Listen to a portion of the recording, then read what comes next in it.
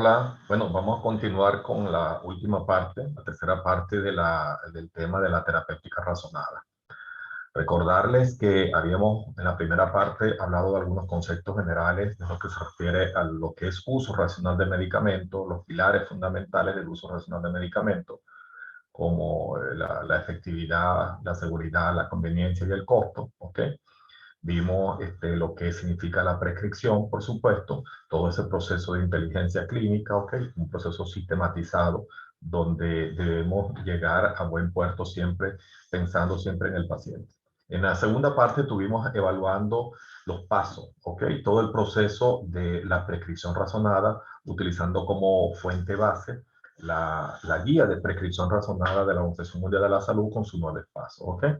Donde recordemos obviamente que se define el problema, ¿ok? Se definen los objetivos terapéuticos, luego se hacen algunas estrategias terapéuticas farmacológicas y no farmacológicas, ¿ok? Se ve el grupo de medicamentos que existen para esas patologías, ¿ok? Se selecciona uno de esos grupos, de los cuales se va a escoger el tratamiento y por supuesto luego se prescribe para llegar a hacer el, el monitoreo o el seguimiento de este caso. En esta oportunidad vamos a ir cerrando nuevamente, pero para esto voy a compartir con ustedes nuevamente la presentación aquí y vamos a continuar. Recordar que en el caso anterior, tanto el tipo 1 o el caso 1 como el caso 2 de los dos pacientes que pusimos, okay, hipotéticos para hacer el análisis, surgió alguna duda. Recién en este año 2022, la Asociación Americana de Diabetes, la ADA, se reúne, un grupo de expertos, obviamente, para dar las directrices de cómo se va a manejar la diabetes.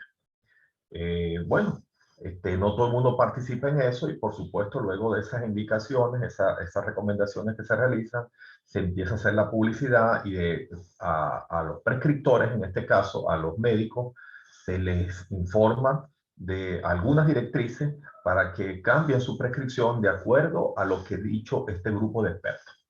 Quiero hacer un paréntesis que estos expertos, recuerden que la opinión de expertos es la opinión, es el último nivel de evidencia y tiene que estar todo sustentado, la opinión de ellos, en base de fuentes de evidencia bien altas, ¿ok? Hay que tener cuidado con las publicidades que se hacen, que son engañosas, de algunas de estas asociaciones, ¿ok? Científicas, y realmente buscar la fuente de lo que se recomendó y en base a qué se fundamentó. De eso significa la razón humana, ¿ok? La razón humana es como una dimensión que está entre el fundamento, el argumento versus la crítica que se tiene. Es decir, aquellos que son puro argumento sin crítica son dogmáticos, ¿ok? Y aquellos que critican sin fundamento son criticones. La razón humana se maneja entre el fundamento, el argumento versus la crítica. Si no hay fundamento y no hay crítica, eso sencillamente no es razón, ¿ok? Tan otro sistema, obviamente, que tiene el ser humano, de creencia, valorativo, obviamente, porque no hay demostración. El que solamente fundamenta o argumenta sin recibir ninguna crítica al respecto es un dogmático, y aquel que solamente critica sin fundamento es un crítico, para entenderlo. Pero veamos qué pasó. Bueno, vamos a hacer esta pequeña parodia donde alguien de la industria farmacéutica visita al colega, ¿ok? Para anunciarle sencillamente estas novedades de la ADA. ¿Ok? ¿Qué le va a anunciar? Bueno, aquí vemos, se le presenta, le dice: muy buenas tardes, doctor, ¿cómo está? El médico le responde: muy buenas tardes, todo muy bien, ¿cómo está todo?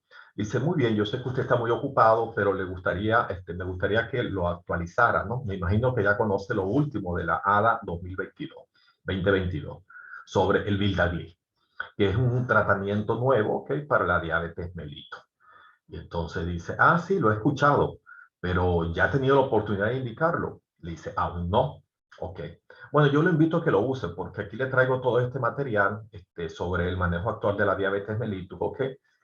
Y por supuesto, donde demuestra lo efectivo que es este medicamento, el Vildaglip, ¿ok? Y con unas muestras médicas para que pueda iniciar el tratamiento a sus pacientes. Bueno, muchas gracias, ¿ok? Así que, eso sí, me permite su número de teléfono, su registro del ministerio para efectos de registros aquí con nosotros, y después lo estaré invitando para una conferencia cena sobre el tratamiento actual de las últimas pautas de la diabetes mellitus, y espero contar con su presencia. Bueno, muchas gracias y nos estaremos viendo en esa cena conferencia, ¿ok? Bueno, entonces fíjense, nos surgió una duda. Recuerden que le habíamos recomendado al paciente metformina al caso uno y al segundo caso le habíamos recomendado básicamente nada, sino terapia no farmacológica, es decir, no le indicamos terapia farmacológica, solo terapia farmacológica y hacerle un seguimiento al caso, a esos casos muy particulares, ¿ok? Estas son las últimas guías que están publicadas, obviamente, sobre los estándares del cuidado médico en los pacientes con diabetes mellitus del 2022, ¿ok? Que la pueden revisar. Entonces, aquí tenemos que volver otra vez a replantearnos las cosas, ¿no? Porque nos hace tener una duda razonable, diríamos, bueno, ¿qué estamos haciendo? Veamos a formular nuevamente la pregunta. Entonces, para poblaciones diabéticas, en este caso, ¿de qué tipo estamos hablando? ¿De qué población? ¿Diabetes mellitus de qué? ¿En obesos? ¿En pacientes no obesos? ¿En personas ancianas? ¿En personas jóvenes? ¿En qué tipo? ¿Tipo 1, tipo 2? ¿En una población diabética con complicaciones o sin complicaciones, con enfermedad renal, con infarto? Entonces, definir muy bien esa población para hacer el estudio. Aquí vamos a hablar de diabetes mellitus en general. Pero la intervención, vamos a revisar la intervención en relación a este medicamento, a este medicamento, el Vildagliptin, ¿ok? Que nos están diciendo que es muy bueno y lo vamos a comparar con las drogas estándares que se han realizado, obviamente, para saber lo que nos interesa, que seguimos con el objetivo terapéutico que tiene que ser sencillamente el mejoría en la morbimortalidad, ¿ok? Y lo vamos a hacer la búsqueda en las bases de datos que ya hemos conversado, las bases de datos para hacer medicina basada en evidencia, que por parte del original, estudios primarios como el PubMed de McGlide, ¿ok? O de VIREME, en este caso, y aquellos que tengan acceso a la europea Embase, podemos colocar estos palabras claves. Les dije, diabetes mellitus, el medicamento y la mortalidad. Entonces revisemos los estudios, obviamente, después que los tengamos, y si lo podemos filtrar desde un inicio para ver la mejor evidencia, en el sentido que sea un metaanálisis, una revisión sistemática, sería lo más favorable, para saber después, en consenso con el paciente, lo que vamos a utilizar.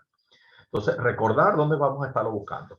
La efectividad y la seguridad en estos mismos estudios, ¿ok? Bien diseñados, ¿ok?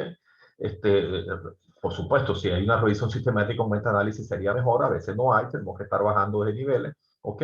Pero recuerden que le vamos a dar prioridad a lo que sea metaanálisis y revisión sistemática. Si no hay, tenemos que llegar hasta las opiniones de expertos.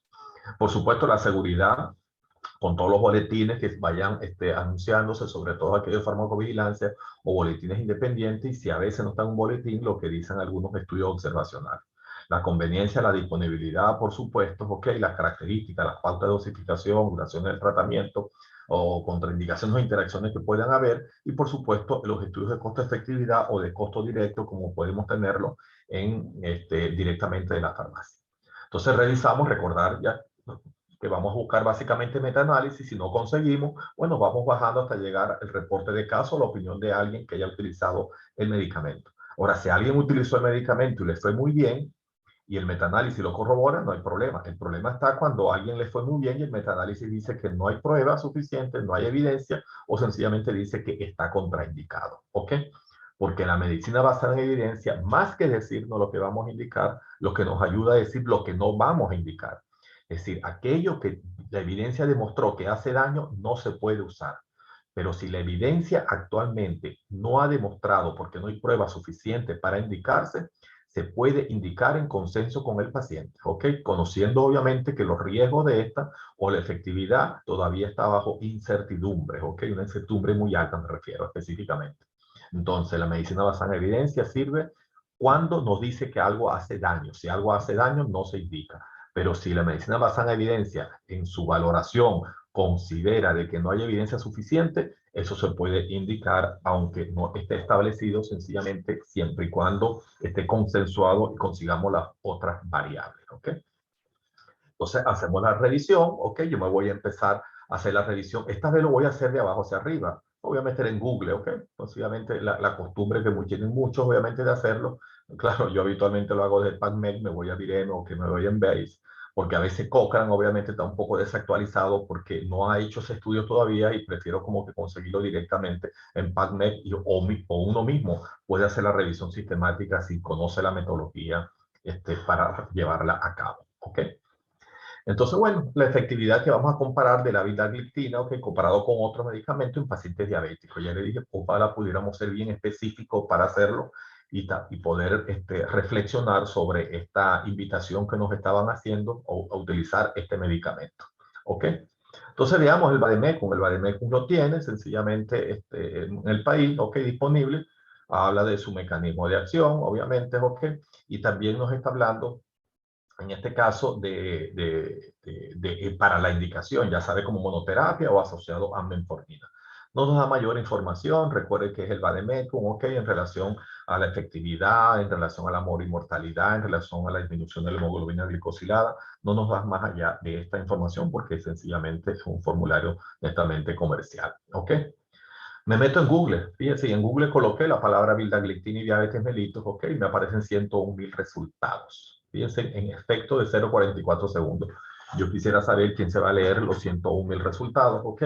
Uno pudiera leerse los primeros y yo hasta en Google podemos hacer una buena búsqueda con Google Académico y haciendo límites, ok, por qué tiempo, en qué paciente es diabético. Si yo tengo un paciente en particular, digo, bueno, en este paciente obeso de 60 años está indicado, entonces busco trabajo donde hayan pacientes diabéticos obesos y todo eso lo voy colocando en la búsqueda, ok, para ser un poquito más específico, colocándolo siempre, por supuesto, entre comillas, para estructurar la búsqueda. Cuando coloco entre comillas o hago algunos truncados, sencillamente me va a limitar los estudios que están ahí. Y lo voy a ver con la vildagliptina y le asociaría la palabra mortalidad, morbilidad, para ser todavía aún más específico. Ok, lo puse en general y se dan cuenta la cantidad de estudios que hay y no me permite, yo tengo que tener una respuesta al momento. Entonces, ¿qué hago? Nuevamente voy a las bases de datos que habíamos hablado, buscando estos niveles, los pilares, la eficacia, ok, la efectividad preferiblemente, más que la eficacia, porque recuerda que es en el modelo ideal y en el modelo real y no en el modelo ideal como lo hacen los ensayos clínicos, donde están controlados, por supuesto, y determina eficacia. Me interesa más la efectividad. La seguridad, la conveniencia y el costo. Entonces, ¿qué vamos a obtener? Sencillamente recordar lo que obtuvimos cuando nos metimos en el estudio anterior, que vimos todos los medicamentos y que es interesante lo que decía aquí en relación a los de la GLP, ¿ok? A los agonistas de GLP. Y aquí, obviamente, cuando me meto nuevamente, pero en esta vez ya lo coloco en el PubMed, ¿ok? Y hablo de la vildagliptina, perdón, y cuando estoy hablando de la vildagliptina, perdón, como un DBP4 había dicho GLP, ¿ok? Y complicaciones en diabetes mellitus y le digo que por favor me dé metaanálisis, me aparecen 10. 101.000 a 10 es mucho y esto obviamente la diferencia y estos 10 yo lo puedo revisar. Cada vez que me arrojo un resultado, yo lo que hago esencialmente voy viendo los títulos y en relación a los títulos me doy cuenta si aplican o no aplican. Fíjense que el primero sencillamente no me habla mucho porque es muy específico para una enfermedad renal crónica. Estoy hablando de que aquellos pacientes que tienen una particularidad, ¿ok? Que ya sean obesos, ¿ok? O con alguna complicación. En este caso, enfermedad renal crónica. Yo quiero que sea aquellos que no sean enfermedad renal crónica, eso no me sirve. Entonces, fíjense, habla de los inhibidores, la EPP4, en este caso, ¿ok? De la vildagliptina para diabetes tipo 2. Y veo la comparación, fíjate, vuelve a aparecer el famoso estudio que había mostrado anteriormente. Fíjense, vuelve a aparecer ahora recientemente. ¿Por qué? Porque es lo que tenemos. Fíjense, del 2008 es Cochrane, ¿ok? Que se hizo la revisión ya bastante un poquito antigua en relación a los de PP4, pero fíjense que este estudio sigue siendo el más, obviamente, el que más nos resume, que es similar al que había usado anteriormente. Pero es interesante que estos estudios que están aquí, en ninguno me habla de mortalidad en relación a los de PP4. Dicen que no hay prueba. Es decir, lo único que sigue siendo una variable subrogada. Y a mí lo que me interesa no es que la gente hemoglobina glicosilada baje solamente. Ya lo hemos visto, obviamente, porque en el análisis anterior que habíamos hecho, vimos el porcentaje de disminución de hemoglobina glicosilada con respecto a la metformina, ¿ok? O la glibenclamida en este caso, ya hemos cogido metformina, pero no podemos decir al paciente que no sabemos si esto lo va a complicar o sencillamente se puede morir cuando está usando este medicamento. A eso me estoy refiriendo. Entonces, cuando revisamos también otro, pero ya en este caso de eficacia, ¿ok? Y vemos todos los medicamentos que se han incluido, incluyendo aquí el EBP4, sigue arrojando lo mismo de que estos medicamentos sencillamente siguen trabajando con variables subrogadas. En este caso fueron muy específicos, ¿ok? Para evaluar algunos metaanálisis, ¿ok? Que estaban utilizando ya sea los GLP-1 como metformina y la vildagliptina versus los que no tuvieron. Y entonces, fíjense, dicen sencillamente cuando se utilizan en combinación puede ser mejor. Lo interesante es que estos pacientes, ok, con solamente dieta y ejercicio, ok, que no está en control adecuado, podemos utilizar algunos otros medicamentos. Pero hasta ahora, todos ellos lo que hacen es básicamente estos estudios han demostrado que reducen el nivel de hemoglobina glicosilada y uno infiere, escuchen, inferimos de que pudiera mejorar la mortalidad. Pero fíjense que las glitazonas en general demostraron que bajaban la hemoglobina glicosilada, pero también demostraron que aumentaban la mortalidad cardiovascular y descompensaban a los pacientes. Por eso es que es importante conseguir este tipo de medicamentos. Si me pongo a revisar, obviamente, también en la biblioteca VIREME, veo que tenemos lo mismo, siguen evaluando hemoglobina glicosilada, y cuando me voy a las guías de práctica clínica para ver los EPP4, en este caso la vildagliptina, lo siguen considerando como un medicamento de segunda o tercera línea de tratamiento.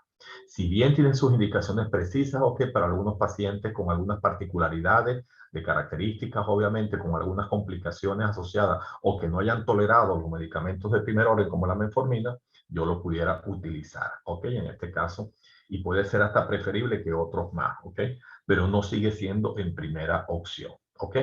Y veamos lo que dice el cuidado estándar en el aspecto que habla de tratamiento farmacológico, porque es interesante, ok, que se le hace mucho anuncio en estos consensos, ya sea de la American Heart, ya sea de la ADA, ok, hablan de hipertensión, de insuficiencia cardíaca, y pareciera que todo se centra en la terapia farmacológica y no se habla de las estrategias no farmacológicas. Esta guía, cuando uno lee el documento en una forma bien crítica, obviamente, y nos vamos a detener en la parte farmacológica, que dice que sigue siendo de primera línea, ok, las terapias iniciales van a depender de las comorbilidades, ¿ok? Y siempre centrado en el paciente y considerando los costos y consideraciones de acceso y de gestión. Fíjense, la conveniencia, los costos, es decir, todo lo que hemos señalado que se considera, pero que debe incluir ¿qué? Modificaciones al estilo de vida y la metformina. Modificaciones al estilo de vida y la metformina. Fíjense, ¿por qué? Porque es hacia allá que eso ha demostrado en base a evidencia. Fíjense, los visitadores a veces dicen, o los que hacen publicidad de los medicamentos dicen una cosa, pero cuando uno se pone a ver lo que dice la ADA en base a las evidencias, porque ahora se hace en función de evidencia, el cuento es otro, ¿ok? Por eso que tenemos que tener mucho cuidado, ¿ok? Con estas publicaciones engañosas, ¿ok? Estos folletos que tratan de promoción y realmente leer los estándares. Y más allá de leer el estándar de cuidado que dice la ADA, obviamente como la máxima autoridad de expertos en diabetes, leer las fuentes donde sacaron esto. ¿Y las fuentes donde están? De esos estudios que le había mostrado de metaanálisis, ¿ok? Entonces, fíjense, sigue siendo de segunda línea, porque recuerden que la diabetes va a ser un medicamento, obviamente, que se va a medir otras intervenciones porque es algo crónico, y en segunda línea, de acuerdo a las preferencias del paciente, y cuando hablamos de las preferencias del paciente, siempre y cuando su bolsillo lo permita, ¿ok? Al final, eso va a redundar, por supuesto, los costos en la comunidad. Se pueden utilizar todas las familias farmacológicas, fíjense, si las ponen casi en un nivel basal. Las glitazonas, las sulfonilurias, ok, las EPP4, los inhibidores de la bomba de glucosa sodio, ok, los GLP. Pero fíjense, también después más adelante habla y sale un punto muy interesante sobre la eficacia de la vildagliptina, pero en combinación con metformina. ¿De qué? En etapas tempranas de la diabetes mellitus, que dice obviamente que iniciar en un paciente este medicamento junto con la metformina sencillamente puede ser una opción porque me va a disminuir la hemoglobina glicosilada y va a ser obviamente uno de los valores fundamentales con respecto a los otros, ¿ok? Eso quiere decir que si el paciente en este caso no responde a la terapia inicial, pudiéramos iniciar esta combinación. Aquí lo que está diciendo es que no comencemos nunca con la metformina sola, sino con combinaciones. El detalle está que hasta ahora la combinación no me dice si desde el inicio va a mejorar la morbilidad y la mortalidad. Lo que me está haciendo es diciendo, en este caso, que me disminuye la hemoglobina glicosilada. Y aquí tendría que considerar, aparte de eso, lo que tenemos seguridad, obviamente ver los efectos que se van a potenciar, los efectos adversos, porque en el estudio de Verific, tenemos que ver también los efectos adversos. Recuerden que se potencian cuando yo tengo drogas combinadas y sobre todo drogas que son combinadas a dosis fija, ¿ok? Ya les he dicho que los estudios han demostrado que sean a dosis fija, las coformulaciones obviamente crean a veces un problema en el manejo de cada uno de los medicamentos y tampoco garantizan la adherencia, como lo hemos comentado. Y por supuesto, ver la conveniencia y el costo, porque esto al final tiene un costo y vamos a ver la disponibilidad para garantizar en el paciente el tratamiento. Lo que les quiero decir que con esto sencillamente seguimos tomando la decisión. Muy bonito el trabajo. Le agradecemos obviamente a la industria, la invitación a la conferencia cena, la disfruté, comí, bebí, obviamente compartí con algunos colegas, pero hasta el momento con mis pacientes vamos a mantener la misma indicación de seguirle manteniendo su metformina y vamos a esperar en el seguimiento a ver qué otra indicación podemos utilizar. Lo cierto que, bueno, le vamos a realizar la prescripción y cuando le vamos a realizar la prescripción vamos a tener otras consideraciones. Dentro de esas consideraciones, recordar que en las prescripciones de otros medicamentos de control, con controles especiales, ok, recuerden que tenemos medicamentos controlados, allí en Venezuela lo llaman con el récipe morado, si mal no recuerdo, ok, que son unos talonarios que no tienes especiales, o la prescripción de fórmula magistrada, tienen otra lógica. Si bien la lógica general esta es importante, ¿ok? No se les olvide que en la prescripción también hay herramientas muy particulares que tienen que ver con la legalidad de la prescripción, ¿ok? Y por supuesto tenemos que estar en base a las normativas de cada país, obviamente, considerarlas. Al igual que un medicamento nuevo, que disculpen, no lo había mencionado, que también todo medicamento tiene que estar obviamente autorizado y registrado por las autoridades reguladoras, en este caso nuestro Instituto de Higiene y el Ministerio, que lo promueven y saber para cuál es la indicación. Eso me preocupa enormemente que se autoriza una prescripción, una indicación con respecto a la prescripción y empiezan a utilizarlo para cuantas cosas hay. He visto medicamentos que son para algunos dolores, lo utilizan para dormir, el otro sencillamente para aumentar de peso porque el paciente sencillamente eso le aumentaba el apetito, o al medicamento para la diabetes, entonces empiezan a usarlo para bajar de peso cuando la indicación no era esta. El que toma metformina para bajar de peso, esa no es la indicación. Obviamente hay que tener mucho cuidado. No es lo mismo tener un efecto secundario que esa es la indicación primaria, ¿ok? Y por supuesto, con las fórmulas magistrales, recuerden que eso es algo muy personalizado, ¿ok? Para cada uno de los pacientes, de acuerdo a las indicaciones que ha dado el médico en este caso, y que también tiene sus normas, obviamente, de elaboración y para la entrega, ¿ok? Entonces ya la prescripción tiene otros matices, ¿ok? Pudiéramos estar ampliando un poco de esto, pero para no hacerlo, obviamente, más extenso, reconocer de que esto tiene sus particularidades desde el punto de vista de regulación, de gestión, ¿ok? Normativas legales y, por supuesto, en la formulación y la dispensación de cada uno de ellos, ¿ok? Y vamos a prescribir, entonces para esto necesitamos obviamente lo que es el récipe, ¿ok? La receta médica. Y el récipe, ¿ok? Recuerden que es lo que tenemos de uso obligatorio para hacer la prescripción. Recordarles también que es obligatorio, ¿ok? Utilizar la denominación común internacional. Yo puedo no colocar el nombre comercial, pero debe ver la denominación común internacional. Y ya habíamos hablado cuando revisamos la parte de los ensayos clínicos en relación a todo lo que llaman los genéricos, a los medicamentos bioequivalentes, porque permite sencillamente, a través de un profesional capacitado, como es un farmacéutico, obviamente, poder dialogar con el paciente, aquellos que hacen farmacia asistencial básicamente, hospitalaria, y poder dar la mejor opción hacia el paciente, ¿ok? Pensando también en función de los recursos, ¿ok? Que son obviamente limitados para poder hacer el intercambio. Y aquí le sugiero, por favor, que el mundo farmacéutico a veces ha sido un poquito bajo perfil, diríamos, ¿ok? De no posicionarse. Si bien los médicos prescribimos, déjenme decirnos que no estudiamos farmacia y es muy poco lo que conocemos de los medicamentos, pero una cosa milésima. Cada vez, obviamente, que uno se mete más en este mundo, se da cuenta que no sabe nada de medicamentos, que tenemos que estar estudiando y leyendo permanentemente lo que estamos prescribiendo.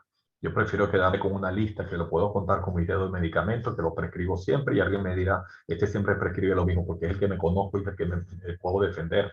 Otros medicamentos tendría que revisarlo muy bien y uno sigue siendo muy cauteloso, muy prudente a la hora de prescripción. Y ante la duda, para eso está el equipo, obviamente, de farmacia que nos puede ayudar.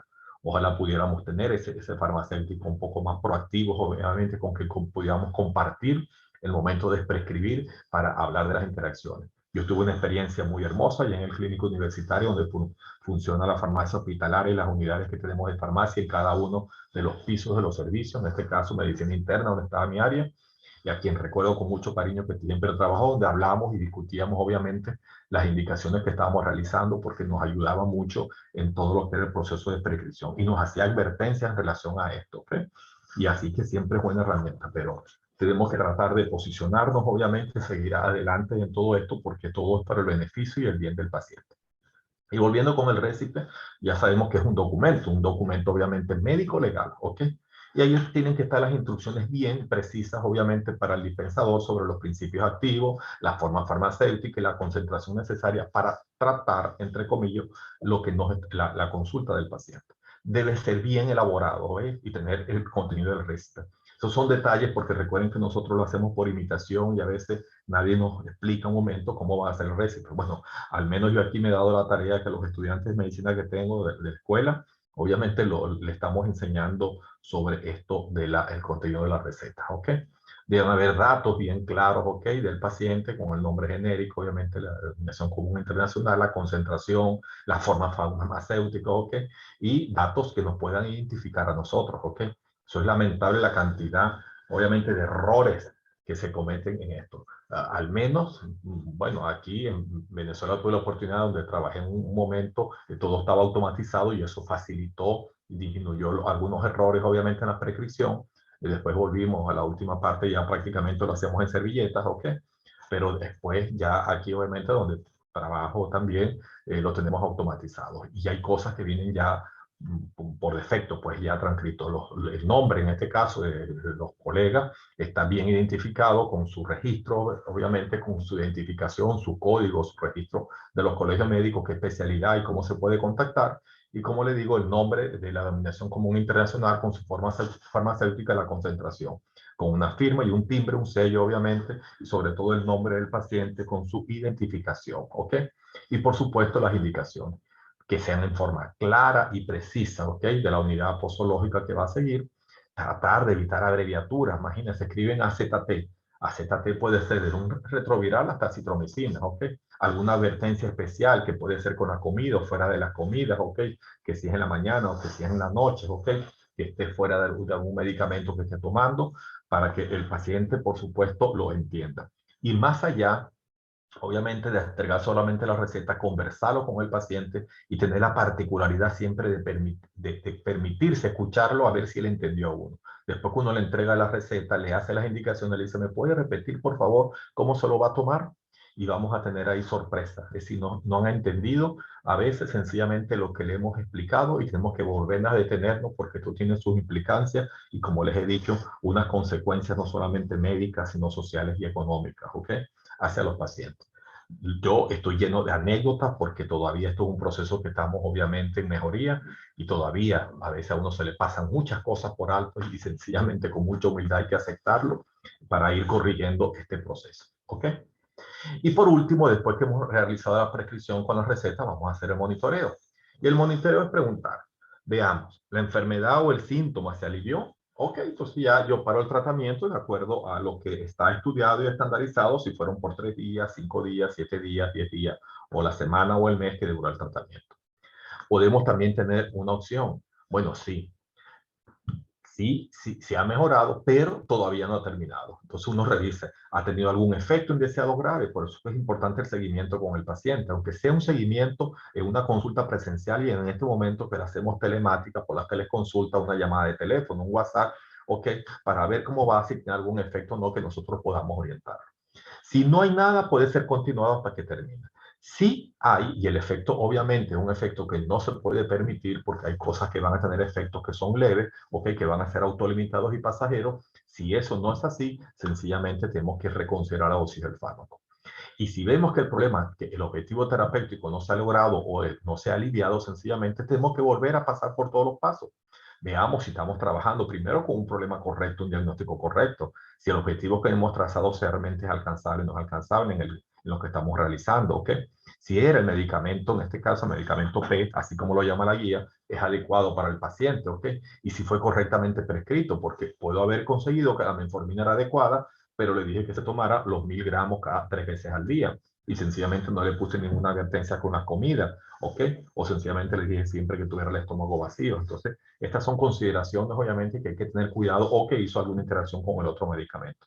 Si no ha sido realmente bien prescrito, ¿ok? En la posología adecuada y sencillamente instruido el paciente y, por supuesto, ver si se está supervisando o no los efectos que pueden ser de él. Entonces, es importante siempre la retroalimentación. La retroalimentación nos permite ir mejorando, ¿ok? Porque ya les he dicho que esto al inicio es como un detalle más o menos en espiral, que puede ser ascendente, pero también puede ser de origen descendente. Así que estas últimas láminas que vamos a hablar, ¿ok? Sobre las consideraciones para el uso adecuado de medicamentos, ¿ok?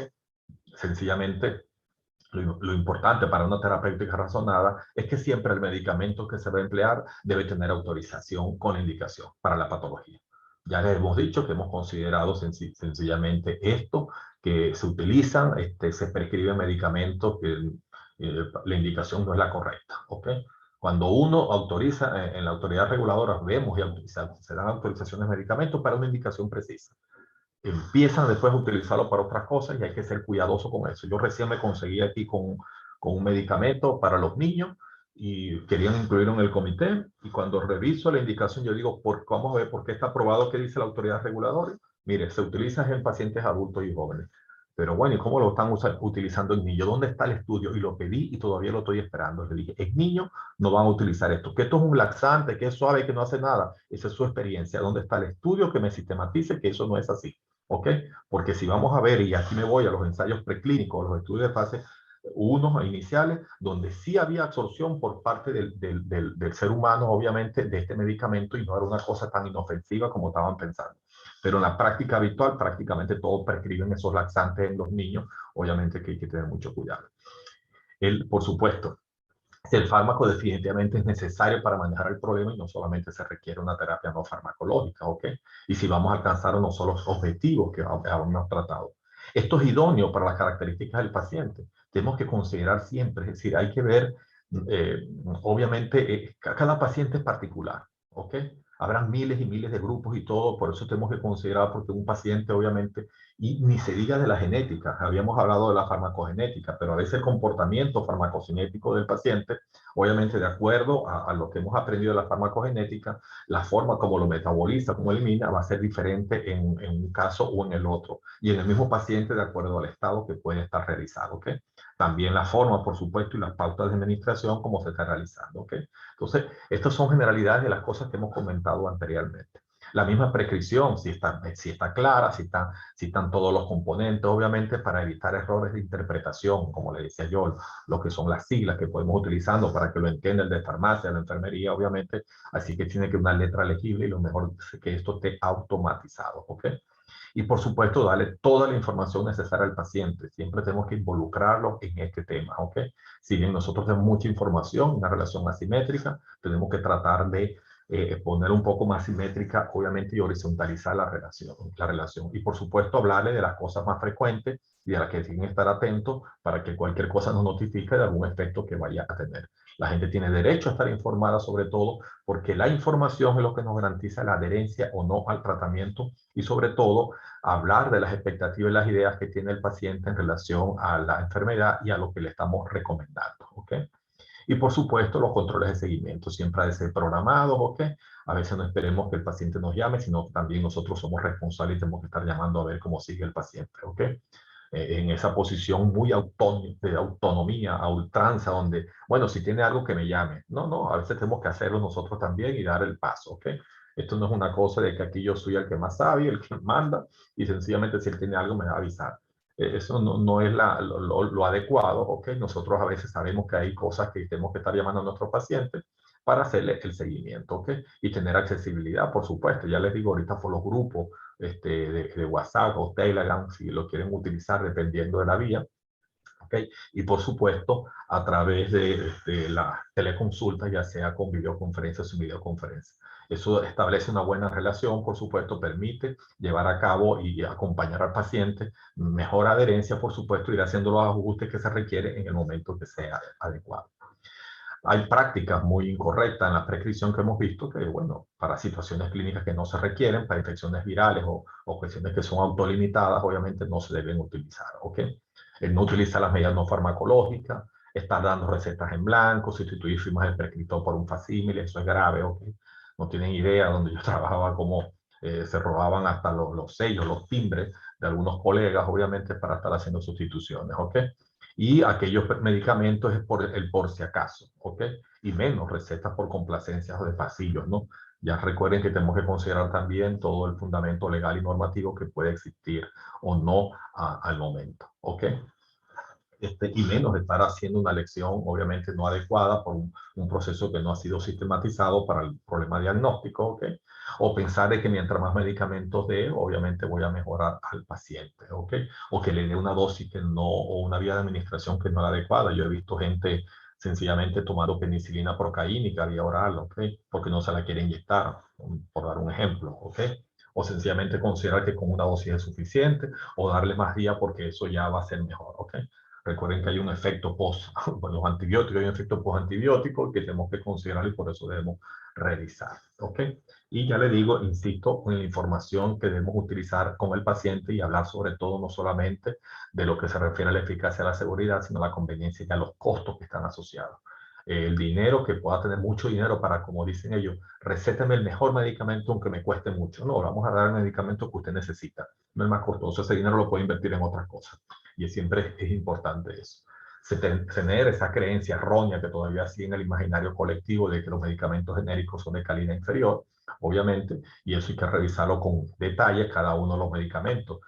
Si ustedes deben estar al tanto que también los productos que no se llaman genéricos, obviamente también hemos conseguido errores, obviamente, hasta en el almacenamiento y qué sé yo, en el envase de cada uno de los medicamentos y por supuesto también los efectos que presentan por prescribir, ¿ok? Y estar prescribiendo lo más nuevo porque es lo más novedoso. Eso no va bien, ¿ok? Y las otras cosas que están ahí mencionadas, obviamente, ya le hemos conversado en relación a lo que es la receta o el récipe que le vamos a realizar, ¿ok? Entonces es muy importante aprender el impacto y la consecuencia que hemos hablado de lo que es la prescripción, obviamente, y sabemos, ¿no? La omnipresencia que tiene el medicamento y cómo forma parte de la vida médica, ¿ok? Yo creo que es uno de los actos que tiene mayor impacto, tanto económico como social, obviamente la salud en el proceso de salud-enfermedad, ¿ok? Y es la forma como nos van a recordar. Obviamente, si tiene una reacción adversa, más nos van a recordar en relación a lo que recuerden que está dentro de las causas, obviamente, de ingreso hospitalario, las reacciones adversas a los medicamentos y sobre todo que ocasionen una complicación y más aún la muerte del paciente, ¿ok? Así que tenemos que tomar una decisión bien razonada y estar al día sencillamente para evitar estos impactos y estos costos económicos y sociales que a veces son innecesarios, ¿ok? ¿Y qué debemos hacer? Seguir trabajando en esto. Seguir trabajando en la educación, la capacitación, seguir en la función, en lo que hacen gestión y regulación, que es muy importante para el uso racional. La capacitación sigue siendo lo mejor. Capacitación en forma bien objetiva y ustedes autoformarse. No sencillamente limitarse a lo que hemos estado aquí hablando en apenas estas 3 sesiones, ¿ok? De lo que es la terapéutica razonada, sino seguir investigando, seguir actualizándose para revisar esto, ¿ok? Siempre con información muy objetiva, muy veraz, no solamente porque lo dijo un speaker, ¿ok?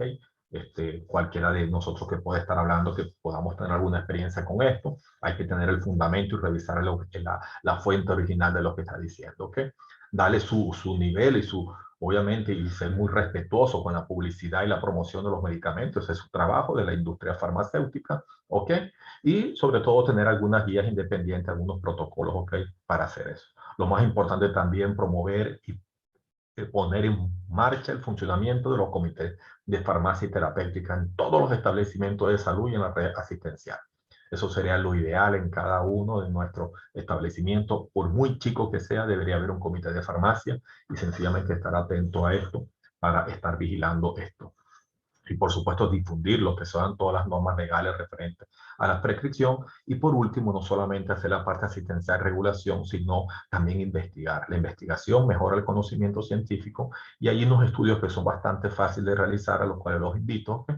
Como son los estudios de utilización de medicamentos. Tuve la oportunidad de realizar uno allá, yo les comenté sobre el uso de antihipertensivos como el ARA-2, donde es la primera droga que se prescribe, fíjense que no es la indicación por las guías basada en evidencia, en este caso para los sartán, también revisamos que casi todos los medicamentos, todas las personas que están hospitalizadas, pareciera que cuando vienen con la identificación, vienen con la indicación del omeprazol. Aquello es sorprendente.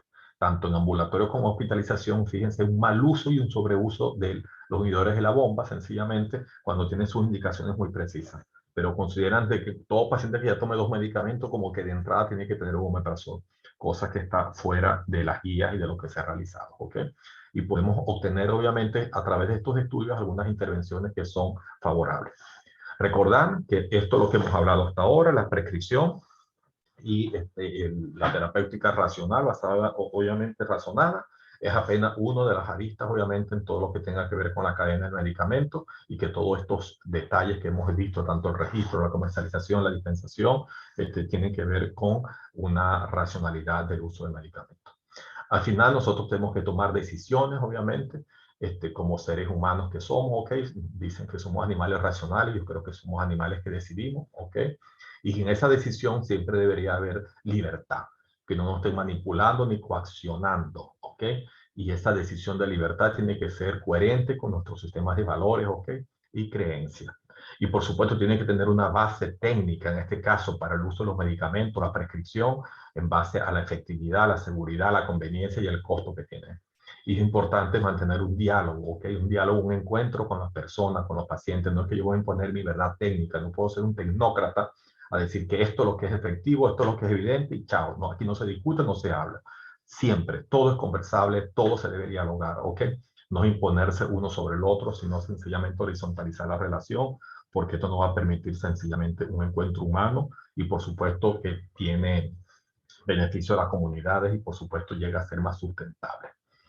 Por último, le quiero mencionar estas teorías porque cuando uno realiza estos estudios, sobre todo los que nos formamos con la Escuela de McMaster, la medicina basada en evidencia, donde se ha hablado de racionalidad y que, bueno, no tomamos decisiones racionales y todo lo que tiene que ver con racionalidad. Fíjense que cuando se analiza lo que es el concepto de racionalidad, cuando tomamos decisiones, en el caso de la prescripción es lo mismo, se han hecho estos estudios y me interesa mucho el estudio de Robbie, ¿ok? De 2018, y le puse la referencia, donde él estudia las teorías que se han establecido para establecer racionalidad. Y hay tres grandes teorías, las descriptivas, las normativas y las prescriptivas. Y es sencillamente cuando estudiaron, veían, decían, bueno, se están tomando decisiones racionales o se están eligiendo en forma racional las cosas, ya sea una intervención farmacológica, no farmacológica, cualquier intervención diagnóstica. Me refiero en general, pero es aplicable a esto lo que estamos conversando. Y existen teorías descriptivas, sencillamente, donde uno analiza lo que realmente hace la gente. Y la gente sencillamente cuando tomaba decisiones o elecciones siempre tenía un fundamento o sencillamente se estaba adaptando a un contexto y a una situación. Hay algunos que sencillamente son muy pragmáticos, ¿ok? Instrumentales en la forma como van a prescribir y esos son fuentes de racionalidad también. A veces muy limitadas, ya les digo, en mayorías adaptativas, ¿ok? Pero estas teorías sencillamente dan cuenta de que sí hay un ejercicio de racionalidad. La segunda es la normativa, donde fíjense, es lo que le estoy comentando de que todo se basa en función de una racionalidad epistémica, ¿ok? Que es donde está inmersa la medicina basada en evidencia, en el desarrollo de la teoría del conocimiento, obviamente, y de la utilidad que se espera. Esa es la que yo hemos hablado aquí. Básicamente, ese proceso normativo que le estaba comentando es las guías, son las normas y es la guía de la Organización Mundial de la Salud. Si nosotros revisamos cómo lo han hecho, lo pueden hacer en forma descriptiva. Estemos o no de acuerdo, es la forma como lo realizan y no podemos tampoco descalificar que no hay una fuente de racionalidad en ese fundamento. Nosotros aquí hemos visto la normativa, pero yo voy más allá. Me gustaría que fuéramos a la prescriptiva, ¿ok? A lo que se indica donde se establecen cursos de acción, donde si bien van a haber normas, obviamente tenemos que considerar también lo dual de la racionalidad y considerar que estas normas obviamente tenemos que contextualizarlas y deben ser consensuadas con la persona.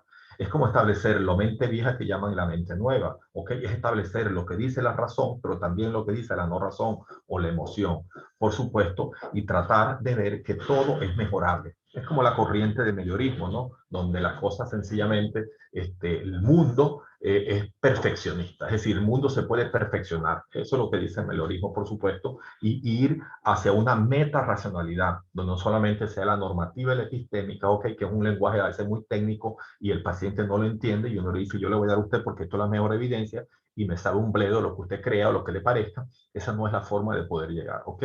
También la razón que él tiene, obviamente, sus razones, obviamente, en el modelo descriptivo y sus sistemas de creencia, ¿ok? Que es diferente a tener a la razón, a la verdad, al conocimiento, sencillamente deben incorporarse al momento de establecer un diálogo, ¿ok? ¿Por qué? Porque, bueno, existen muchos críticos que sabemos que todos no tomamos decisiones muy racionales y entre ellos están todo este grupo de racionalistas, los existencialistas y, por supuesto, los autores, ¿ok? O los defensores de los fenómenos de la fenomenología. Así que no podemos considerar solamente una teoría y querer aplicar la evidencia como de lugar y sencillamente ponernos de arrogantes o soberbios, ¿ok? Petulantes en relación a decir que esta es la mejor evidencia y cómo se les ocurre estar indicando esto sin haber ya establecido un diálogo o contextualizar un poco lo que se está utilizando, ¿ok? Para evitar llegar también a esa racionalidad y darle ese toque de irracionalidad, ¿ok? Y llegar a lo más conveniente para todos nosotros y para nuestros pacientes, que es lo que buscamos. Así que si bien esta guía, para terminar, es una guía que nos ayuda, obviamente nos orienta a hacerlo, el diálogo y la conversación con las personas, okay, con los seres humanos, okay, con el mayor respeto hacia ellos, ya hacia la comunidad que nos debemos, a la sociedad, es lo que nos va a llevar a establecer una terapéutica en una forma razonada, entendiendo la razón obviamente como el fundamento y la crítica a ese fundamento. Si es puro fundamento y utilizamos solamente dogmas y normas, vamos a estar fuera. Espero, bueno, que con esto realmente podamos haber motivado e iniciado en ustedes el hecho de, bueno, de motivarlos a seguir leyendo este tema, a seguir ampliando este tema. Estamos completamente a la orden, como les he dicho en la sesión pasada, en el tema pasado. Me pueden escribir a mi correo personal, ok, josecallejar@hotmail.com, o aquí en la universidad, que es jose.callejar@mayor. Que estén muy bien, un fuerte abrazo y cuídense mucho. Hasta luego.